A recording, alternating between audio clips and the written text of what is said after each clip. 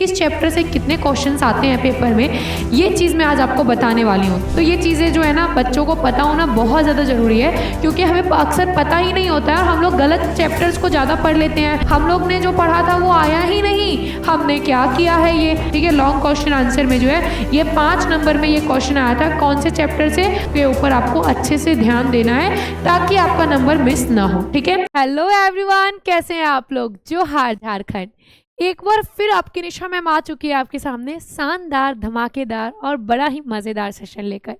ये सेशन आप लोगों के लिए सिर्फ एक क्लास नहीं है बेटा, ये सेशन आप लोगों के लिए बहुत बड़ी इन्फॉर्मेशन लेकर आया है। इन्फॉर्मेशन किस चीज़ का मैम?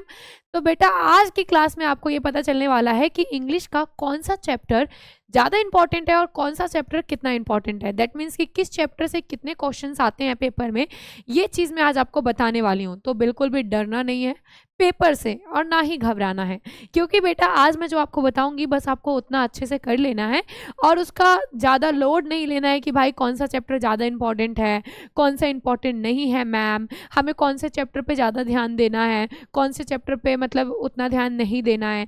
तो ये चीज़ें जो है ना बच्चों को पता होना बहुत ज़्यादा ज़रूरी है, क्योंकि हमें अक्सर पता ही नहीं होता है और हम लोग गलत चैप्टर्स को ज़्यादा पढ़ लेते हैं और जो चैप्टर ज़्यादा इंपॉर्टेंट होता है उसी को छोड़ देते हैं। फिर बाद में पेपर में जाते हैं, हम कहते हैं आई हो दादा ये क्या है, हम लोग ने जो पढ़ा था वो आया ही नहीं, हमने क्या किया है ये, है ना। हम लोग कहते हैं ना हमने जो पढ़ा वो तो आया ही नहीं, क्योंकि हमें पता ही नहीं होता है कि कौन सा चैप्टर ज़्यादा इंपॉर्टेंट है और कौन सा चैप्टर इंपॉर्टेंट उतना नहीं है, ठीक है। देखो बेटा थोड़ा ऊपर नीचे तो होता रहता है, अब थोड़ा मोड़ा ऊपर नीचे हो वो चलेगा, ठीक है। तो दैट्स वाई हम अब आगे बढ़ते हैं, सारे बच्चे यहाँ पे ध्यान देंगे। ओके चलिए, तो सबसे पहले मैं आप लोगों को बता दूं बेटा यहाँ पे चैप्टर का वेटेज, ठीक है।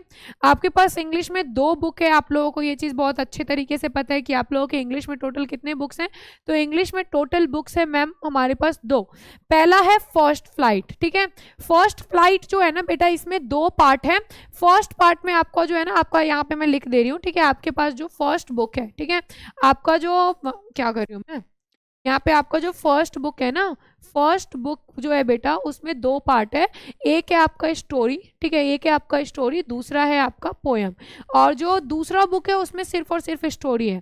तो हम लोग पहले बुक के बारे में बात करें, पहले बुक का स्टोरी वाला पोर्शन जिसे हम लोग प्रोज पोर्शन बोलते हैं। क्या बोलते हैं? प्रोज पोर्शन बोलते हैं। तो सारे बच्चे यहाँ पे ध्यान देंगे। पहला चैप्टर है letter to God. Letter to God chapter से जो है ना 4 नंबर के क्वेश्चन आए थे आपके मॉडल पेपर में, ठीक है। याद रखना 4 नंबर के मतलब कि 4 नंबर का क्वेश्चन यहाँ पे पूछा गया था ऑब्जेक्टिव में, वेरी शॉर्ट में, शॉर्ट लॉन्ग लेकर, ठीक है। लॉन्ग में तो नहीं था, वेरी शॉर्ट में था और ऑब्जेक्टिव में था। तो 4 नंबर के क्वेश्चन आए फर्स्ट चैप्टर से। Nelson Mandela long walk for freedom, यहाँ से आपके 3 नंबर के क्वेश्चन आए हैं। कितने नंबर के? 3 नंबर के क्वेश्चन यहाँ से आए हैं। उसके बाद 2 स्टोरीज अबाउट फ्लाइंग, यहाँ से भी बेटा आपके 3 नंबर के क्वेश्चन पूछे गए हैं, ठीक है। And the next chapter is from the diary of Anne a Frank, यहाँ से भी आपके 3 नंबर के क्वेश्चन जो है पूछे गए हैं, ठीक है। आगे है ग्लिम्सेस ऑफ इंडिया, यहाँ से तो बेटा आपका एक पैसेज ही उठाकर डाल दिया गया था, ठीक है। यहाँ से क्या किया गया था? एक पैसेज ही उठाकर डाल दिया गया था। किसमें? तो वेरी शॉर्ट वाले में, और बोला गया था कि भाई 2 आंसर। उसके बाद शॉर्ट क्वेश्चन आंसर में भी डाला गया था। तो यहाँ पर जो है ना 4 नंबर के क्वेश्चन ग्लिम्सेस ऑफ इंडिया से भी आपका आया था। उसके बाद मिसविल द ऑटर जो चैप्टर था, यहाँ से क्वेश्चन नहीं आया था, यहाँ से क्वेश्चन ही नहीं पूछा गया था। तो ये चैप्टर उतना मतलब मॉडल पेपर में यहाँ से इस चैप्टर से एक भी क्वेश्चन नहीं उठाया गया है।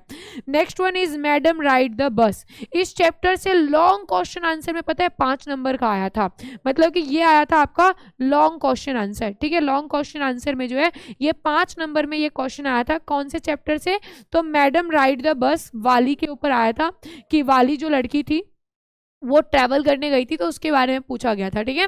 तो next one is the sermon at the बैंड्रेड, बेटा इस चैप्टर से एक भी जो है क्वेश्चन नहीं आया था। तो ये चैप्टर भी थोड़ा मतलब लाइटली ही है, इससे हमें देना है ध्यान, ऐसा नहीं है देना नहीं है, चैप्टर सारे पढ़ने हैं, बट ये याद रखना है कि किस चैप्टर से ज़्यादा हमारे नंबर आ रहे हैं, किस चैप्टर पे फोकस ज़्यादा करना है, ठीक है। चलिए आगे हम लोग बढ़ते हैं बेटा। Next part is poem, that means कि फर्स्ट फ्लाइट जो आपका फर्स्ट बुक है उसका ये पोएम पार्ट है, ठीक है। फर्स्ट बुक का ये पोयम है, यहाँ पे लिख दे रही हूँ बेटा ये कौन सा बुक है, तो आपका फर्स्ट बुक है, फर्स्ट बुक का है, ठीक है।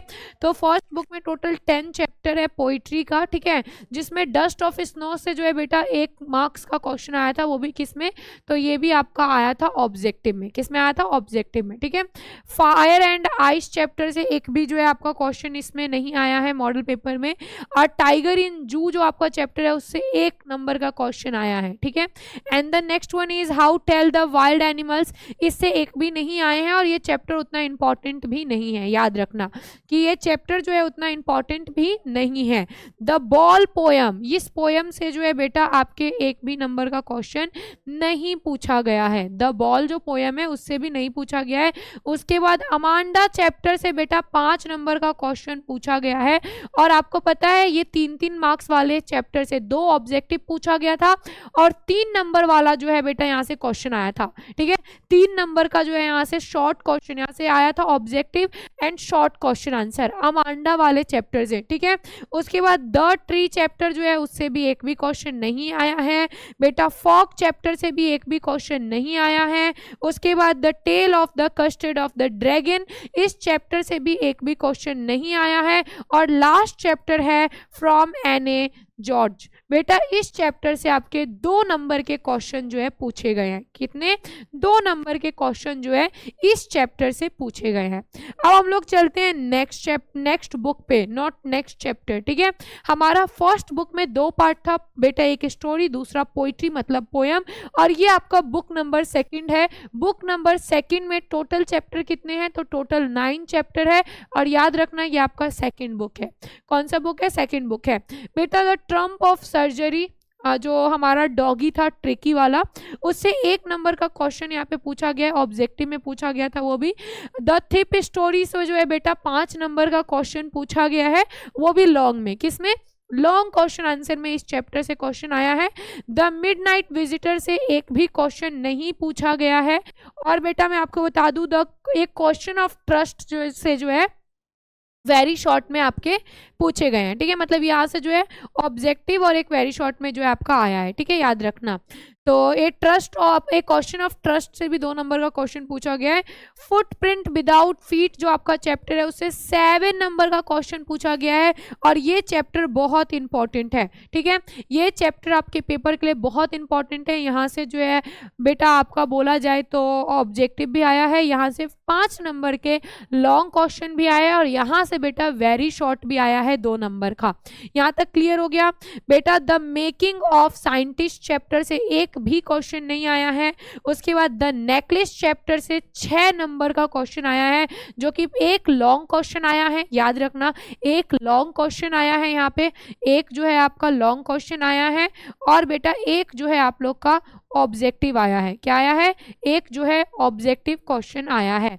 नेक्स्ट है बच्चा भोली चैप्टर, भोली चैप्टर से लॉन्ग क्वेश्चन आंसर पूछा गया है, याद रखना 5 नंबर का जो है बेटा लॉन्ग क्वेश्चन आंसर पूछा गया है। The last chapter the book that save the earth, ये जो आपका बेटा बोला जाए चैप्टर है, इससे 1 भी क्वेश्चन नहीं पूछा गया है।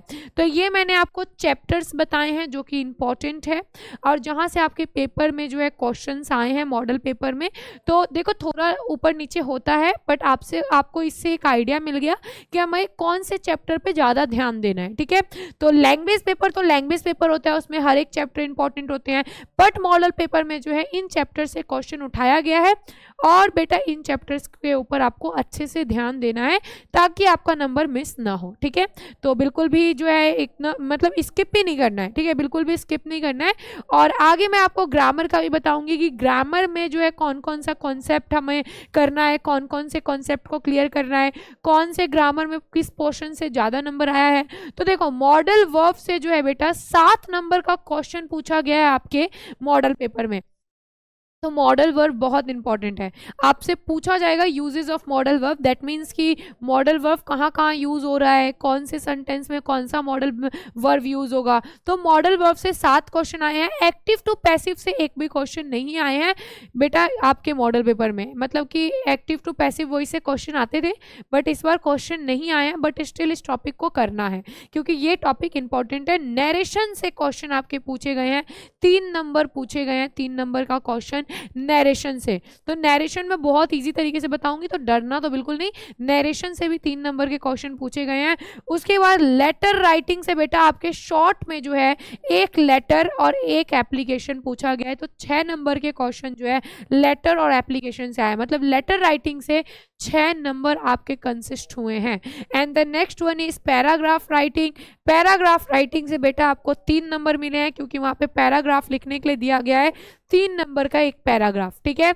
उसके बाद सेंटेंस ट्रांसफॉर्मेशन। सेंटेंस ट्रांसफॉर्मेशन से 4 नंबर का क्वेश्चन जो है बेटा यहाँ पर पूछा गया है। कितने नंबर का? 4 नंबर का सवाल पूछा गया है सेंटेंस ट्रांसफॉर्मेशन, मतलब कि हमें सेंटेंस को बदलना है, उसके अर्थ को नहीं बदलना है, बस सेंटेंस को चेंज करना है, ठीक है, पर उसका रियल मीनिंग जो है हमें बिल्कुल भी चेंज नहीं करना है। क्लियर हो गया? यहाँ तक समझ में आ गया? चलिए, तो ये था आज का क्लास आपका, और होपफुली आप लोगों को बहुत अच्छे तरीके से क्लियर हो गया होगा। Thank you so much everyone, अच्छे तरीके से इसको देख लेना, बिल्कुल भी मिस मत करना। Okay, bye bye.